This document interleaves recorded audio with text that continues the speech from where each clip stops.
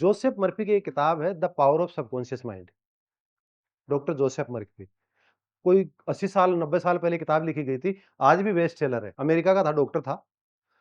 उसने एक इंडिया के आयुर्वेदाचार्य का जिक्र किया है। उसका ये कहना था कि मैं एक भारतीय से मिला, उन्होंने तो उसको डॉक्टर ही लिखा है, क्योंकि पहले तो मैं डॉक्टर होते ही नहीं थे। वो ये कहता था कि मैं बिना किसी एनेस्थेटिक मेडिसिन के व्यक्ति को ऑटो सजेशंस दे करके उसको सुन्न कर देता हूं, और ये करके मैं करीब इतने ऑपरेशंस तो कर चुका, सर्जरीज कर चुका, उसको पता ही नहीं होता पेशेंट को कि मेरे पेन हो रहा है कि नहीं हो रहा। सिर्फ mental transfer of certain energy at certain frequency.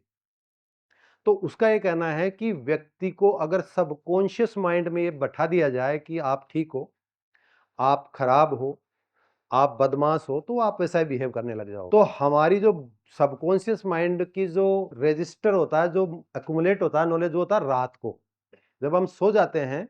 तो कॉन्शियस माइंड में जो सबसे ज्यादा जोर दी हुई चीज है वो सबकॉन्शियस में चली जाती है, और वो जो सबकॉन्शियस वाली चीज है ना, वो आप चाहे करो या नहीं करो, ऑटोमेटिक वो कमांड देता रहता है और आपकी बॉडी काम करती रहती है। आपको उठते ही कोई कहता है क्या कि नहा लो, कोई कहता है कि मंजन कर लो, कहता है कि कोई नाश्ता कर लो, ऑटोमेटिक चलता रहता है।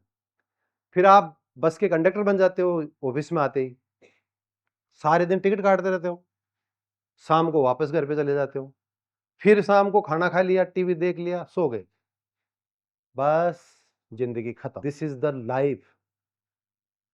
आप एक क्षण के लिए कभी रुक के सोचना, क्या मैं माइंडफुल मेडिटेशन की तरह काम कर रहा हूं?